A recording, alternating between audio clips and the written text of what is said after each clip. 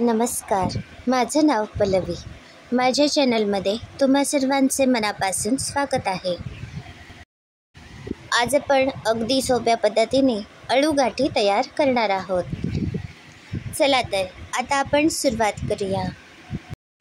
अळूगाठी तयार करण्यासाठी मी अळूची 10 पाने घेतली आहेत. ज्या दिवशी आपण अळूगाठी करणार आहोत त्याच्या आदल्या दिवशी ही पानं आणायची आहेत. असे केल्यामुळे ही पाने चांगली नरम होतात आणि आपण अळूना गाठी व्यवस्थित घालू शकतो. मी कालच ही पाने आणून ठेवली होती. ही आमच्या बागेतील पाने आहेत. आता ही पाने चांगली नरम झाली आहेत. या पानांचा देठाचा भाग काढायचा आहे. यानंतर ही पाने याप्रमाणे दुमडायची आहेत. नरम झाल्यामुळे ही पाने अजिबात फाटत नाहीत. ही पाने याप्रमाणे गुंडाळून याला एक गाठ घालायची आहे. यामुळे भाजीमध्ये या पानांची गाठ सुटत नाही.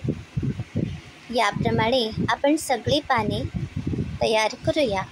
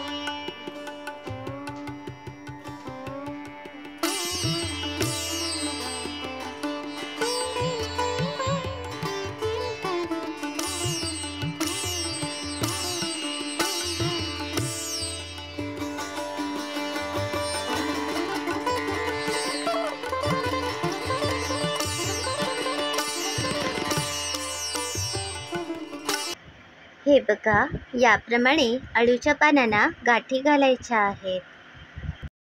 हा कुकर घेतला आहे. यामध्ये पाव वाटी शेंगदाणे घातले आहेत.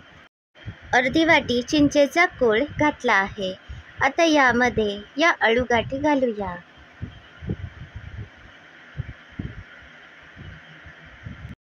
आता यामध्ये थोडे पाणी घालते. हा कुकर आपण गॅसवर ठेवूया.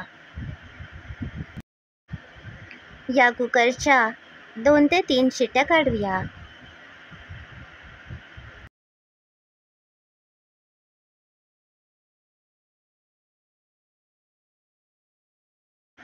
गॅसवर जाडबुडाची कढई ठेवली आहे. यामध्ये थोडेसे तेल घातले आहे.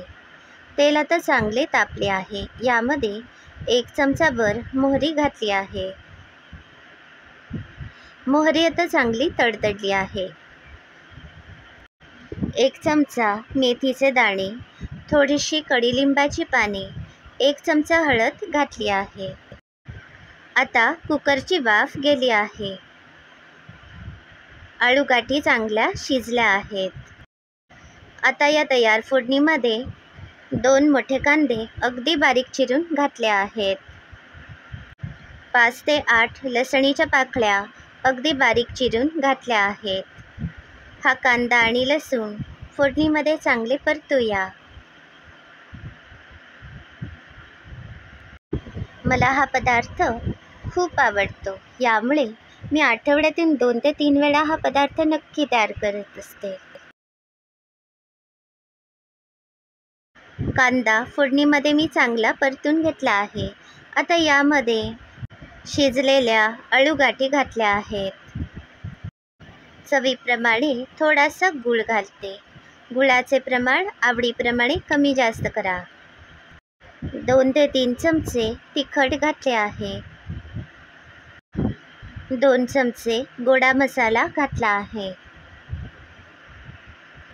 आता यामधील पाणी आटेपर्यंत ही भाजी शिजू द्या. यामध्ये चवीप्रमाणे बारीक मीठ घालते. आता या कढईमधील थोडे पाणी आटले की आपण गॅस बंद करूया. हे बघा, यामधील पाणी आता आटले आहे. अळूगाठी आता तयार आहेत. या अळूगाठी तुम्ही चपाती, भाकरी किंवा भातासोबत सर्व करा. हा पदार्थ चवीला अगदी चविष्ट लागतो. तुम्ही सुद्धा ही रेसिपी नक्की करून बघा आणि अभिप्राय नक्की कळवा. अशाच सहज सोप्या रेसिपी बघण्यासाठी माझ्या चॅनलला नक्की भेट द्या. याबरोबरच माझे चॅनल सबस्क्राईब करा, शेअर करा. धन्यवाद.